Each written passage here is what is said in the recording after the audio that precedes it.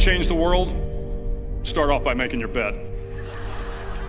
If you make your bed every morning, you will have accomplished the first task of the day. It will give you a small sense of pride, and it will encourage you to do another task, and another, and another. And by the end of the day, that one task completed will have turned into many tasks completed. Making your bed will also reinforce the fact that the little things in life matter. If you can't do the little things right, you'll never be able to do the big things right. And if by chance you have a miserable day, you will come home to a bed that is made, that you made. And a made bed gives you encouragement that tomorrow will be better. To pass SEAL training, there are a series of long swims that must be completed. One is the night swim. Before the swim, the instructors joyfully brief the students on all the species of sharks that inhabit the waters off San Clemente. They assure you, however, that no student has ever been eaten by a shark, at least not that they can remember. But you are also taught that if a shark begins to circle your position, stand your ground. Do not swim away. Do not act afraid. And if the shark, hungry for a midnight snack, darts towards you, then summons up all your strength and punch him in the snout, and he will turn and swim away. There are a lot of sharks in the world. If you hope to complete the swim, you will have to deal with them. So if you want to change the world, don't back down from the sharks. Over a few weeks of difficult training, my SEAL class, which started with 150 men, was down to just 42. There were now 6 boat crews of 7 men each. I was in the boat with the tall guys, but the best boat crew we had was made up of the little guys, the Munchkin crew, we called them. No one was over 5'5". The Munchkin boat crew had 1 American Indian, 1 African American, 1 Polish American, 1 Greek American, 1 Italian American, and 2 tough kids from the Midwest.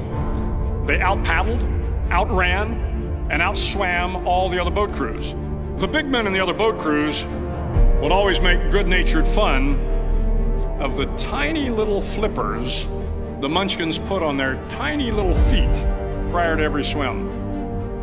But somehow these little guys from every corner of the nation and the world always had the last laugh, swimming faster than everyone and reaching the shore long before the rest of us. SEAL training was a great equalizer.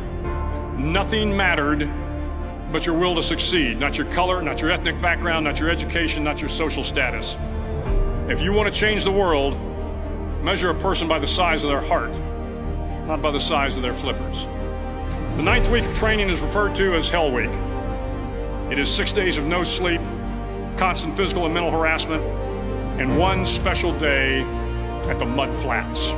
The Mud Flats are an area between San Diego and Tijuana where the water runs off and creates the Tijuana Sloughs, a swampy patch of terrain where the mud will engulf you. It is on Wednesday of Hell Week that you paddle down to the Mud Flats and spend the next 15 hours trying to survive the freezing cold, the howling wind, and the incessant pressure to quit from the instructors.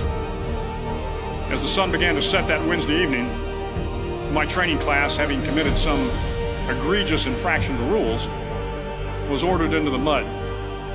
The mud consumed each man till there was nothing visible but our heads. The instructors told us we could leave the mud if only 5 men would quit. Only 5 men, just 5 men, and we could get out of the oppressive cold.